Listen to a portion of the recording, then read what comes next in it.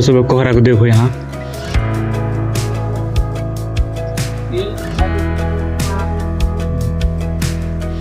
मंदिर भी ठीक से नहीं दिख पा रहे हैं।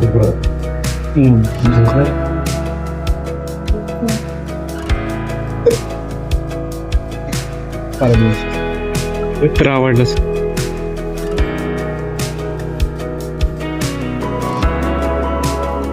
अनंत नहीं।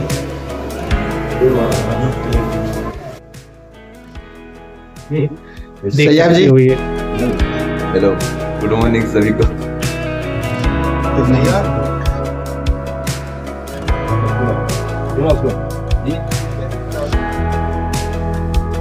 टूट से अंदर देखो।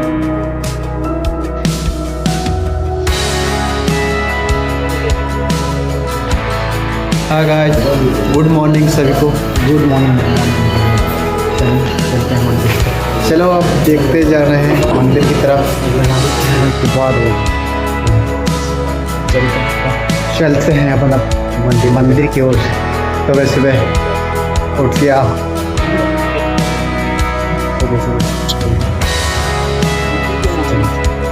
चलो चलते हैं अब मंदिर की ओर। सुबह सुबह आरती भजन हो रहा है वहाँ पे।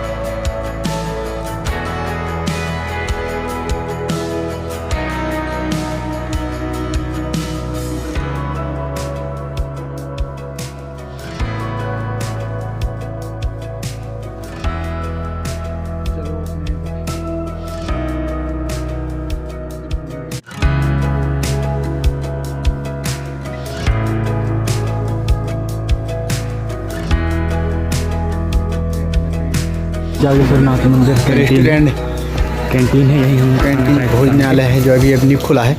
सुबह सुबह हम लोग यहीं पे भोजन वगैरह किए थे शाम को। कोहरा ये आप देख सकते हैं सुबह सुबह बहुत ही ज़्यादा कोहरे यहाँ पे छाया हुआ है।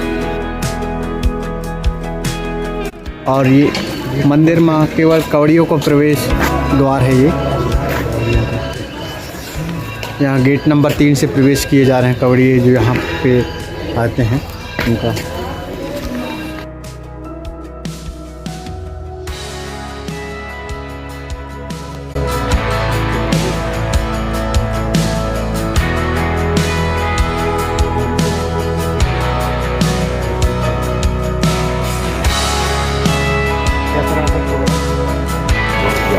बहुत ज़्यादा कोहरा है बानकपुर में। निकल रहे और मरकाम जी, कोहरे के लुत्फ कैसे लिए?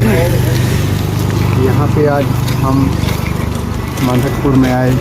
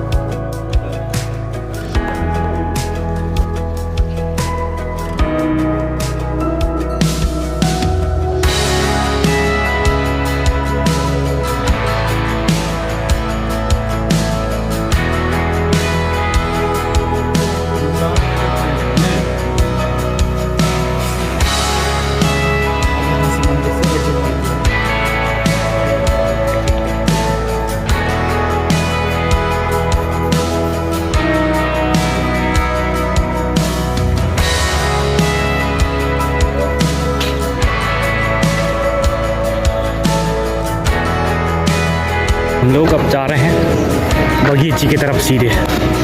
चलिए बगीचे में दिखाते हैं आपको क्या हो रहा है बगीचे पे। हमारे सयाम जी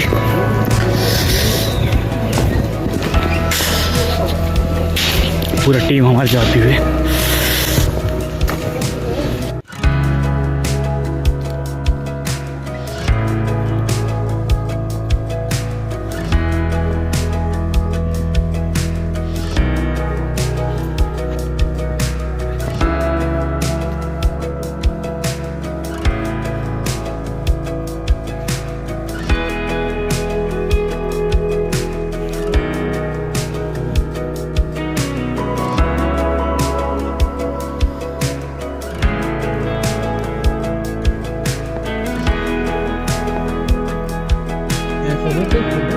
पीछे वाला है जी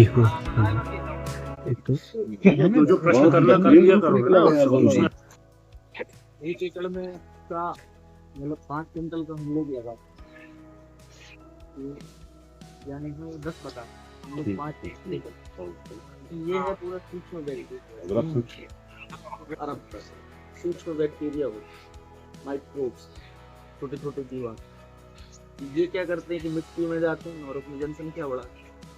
अब इसके लिए कुछ शर्तें जरूरी होती हैं, जैसे किसी भी प्रकार से कोई रसायन का प्रयोग नहीं, क्योंकि आपने उसको जीवाणु को डाला और ऊपर से आपने रसायन डाला, वो जीवाणु सारे मर जाएंगे, वो अपनी जनसंख्या नहीं बढ़ा पाएंगे। और उसमें क्या होता है कि जैसे सब लोग का एक ये सोचना रहता है कि इससे पैदावार नहीं, सही बात है, इसको पैदावार पहली बार में किसी को नहीं मिलेगी, क्योंकि जैसे ही आपने जीवाणु इतने साल से आप रसायन कर रहे हैं, जैसे ही आप उसमें डालेंगे तो तत्काल वो बड़े नहीं होते। आपने 100% जीवाणु डाले, वो से 50% बचते, उसको कम से कम 3 साल तक आपको लॉस नहीं करना। मतलब पहले साल में तो आपको ये है कि आपको 25% मिलेगा, दूसरी साल में आपको 50 मिलेगा, तीसरी साल यदि आपने उसको कंटिन्यू किया तो आपको 100%। कोई ये भ्रम है कि इससे नहीं होता, ऐसा नहीं, इससे इतना ही है।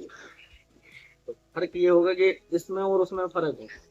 आप जड़ को जो दोगे, जड़ उसको सोख के फल में देगी। आप यदि यूरिया डालोगे तो यूरिया खा के फल में देगी। आप यदि उसमें सूक्ष्म जीवाणु डालोगे, इनका छोटा छोटा काम है। प्रकृति में भगवान ने इतने अच्छे से प्रकृति का निर्माण किया है कि किसी भी जीव का खाली हाथ नहीं है, सबके अपने अपने काम। तो इस छोटे से बैक्टीरिया का काम ये है कि ये जो पोषक तत्व होते हैं वो हार्ड फॉर्मेट में होते हैं, पत्थर जैसे होते हैं, जड़ उसको सीधा सोख नहीं पाती। तो ये जो छोटे छोटे बैक्टीरिया होते हैं उस पत्थर को खा के और वेस्ट में कन्वर्ट करके जड़ तक पहुंचा दे। फास्फोरस हो गया, पोटास हो गया, ये सारे सॉल्ट फॉर्मेट में होते हैं मिट्टी के अंदर। तो छोटे जीवाणु उसको खा के और जड़ तक दे देते हैं, जड़ फल तक दे देती है, वो फल अपन के अंदर आता है, मतलब शुद्ध। और जो अपन यूरिया डालते हैं वो एक प्रकार से आप जब भविष्य में और मानव जाति के ऊपर जब और बीमारियां और संकट आएंगी तो धीरे धीरे करके लोग समझेंगे उस चीज को। तो ये जो है ये प्राकृतिक वाला काम जो भगवान ने निर्धारित। एक छोटा सा सूक्ष्म बैक्टीरिया है जिसकी संख्या इतनी है कि एक बार में वो गोबर करती है, उतने शायद हमारी जनसंख्या से, हमारी पूरी पृथ्वी की जनसंख्या जितनी मानव जनसंख्या है उससे कई गुना ज्यादा उस एक किलो गोबर में होती है। तो उस छोटे से जीव का जन्म निर्धारित किया है गाय के पेट में। गाय क्या करती है, कोई भी चीज खाती है, खाने के बाद उसको 2 भागों में बांट देती है। पहली चीज उसमें जितने पोषक तत्व होते हैं वो यूरिन के माध्यम से निकल जाते हैं, गौमूत्र के माध्यम से निकल जाते हैं, और जो भी आपका बैक्टीरिया वगैरह अपशिष्ट है वो गोबर के माध्यम से निकल जाता है। तो हम लोग यहाँ पे गौ संवर्धन की दिशा में काम करते हैं, कैसे लोगों को बताएं कि गाय कितनी उपयोगी है मानव जाति। उसमें विभिन्न प्रकार की गाय की गोबर में बैक्टीरिया होते हैं, गौमूत्र में सारे आपके पोषक तत्व हो गए और इसमें पूरे बैक्टीरिया हो गए। तो हम लोग ये मॉडल शुरू किया। हम लोगों ने पहले गोबर खाद बनाया, केचुआ खाद बनाया। इसके बाद हमने ये देखा कि हमारे मंदिर में जो ये आप वेस्ट देख रहे हैं, ये इसका कोई उपयोग नहीं। इसको एक बड़ा सा एक इसका डालते इसका एक बड़ा सा पहाड़ बन गया, लेकिन हम लोग इसको यहाँ प्रयोग कर रहे हैं, गोबर के साथ इसको मिक्स कर रहे हैं। केचुआ एक ऐसा प्राणी है जो सब कुछ खा जाता है, तो कोई पत्थर भी डाल दोगे आप, कई सालों तक वो पत्थर रहेगा तो आपको पत्थर भी नहीं दिखेगा, केचुआ वो भी खा लेगा। तो हम लोग इसमें ऐसा करते हैं कि सबसे नीचे हम लोग गोबर की एक परत बनाते हैं, फिर उसके बाद सबसे पहले तो इसको फिल्टर करते हैं, फूल अलग कर लेंगे, बेलपत्री अलग कर लेंगे, इसमें बहुत सारी चीज़ें जैसे प्लास्टिक है, तो प्लास्टिक को सबको अलग अलग करके और फिर हम लोग इसके बैग्स बनाते हैं। जैसे ये सामने वाला बेड है, इस बेड में सिर्फ बेलपत्री का खाद बन रहा है, इसमें सबसे नीचे गोबर की लेयर, उसके बाद बेलपत्री की लेयर, फिर उसके बाद गोबर की लेयर, फिर उसके बाद बेलपत्री की लेयर, ऐसे ऐसे करके सबके ऊपर तक उसको भर देते हैं। फिर उसके बाद ठंडा होने के बाद उसमें केचुए छोड़ देते हैं। 2 से 3 महीने के बाद ये खाद बिल्कुल महीन इस तरीके से बन के रेडी हो जाएगा। इसको छान लेते हैं। छानना इसलिए जरूरी होता है क्योंकि हो सकता है इसमें कोई ना कोई बीज जो ऐसा है जो फूल के माध्यम से आया या गाय के पेट में उस चीज को नहीं पचा पाई तो वो आपके खेत में होगा, इसीलिए बिल्कुल पतला जो आपका सरसों की नींव होती है उससे हम लोग इसको छानते हैं।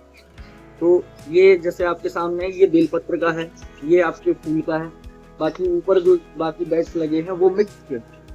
अभी हम लोग इसको प्रयोग बेस पे कर रहे हैं क्योंकि अभी हम वो जगह निर्धारित नहीं हुई है कि आप इसकी यूनिट को कहाँ, कॉरिडोर का काम चल रहा है, इसे हम लोग बड़ा नहीं किया, लेकिन जो भी हम लोग प्राप्त होता है वो हम लोग अपने मंदिर की खेती में उपयोग करते हैं। सामने खेत हैं, ये बागवानी है, इसके लिए प्रयोग करते हैं, और अभी वृक्षारोपण के लिए उस पहाड़ पे प्रयोग करते हैं।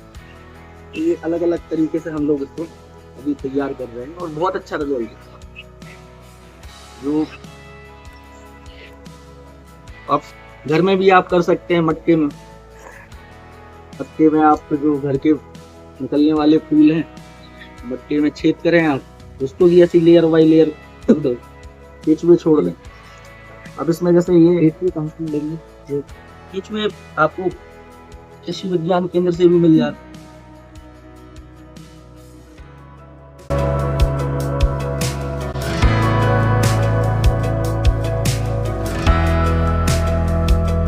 गौशाला बांदकपुर।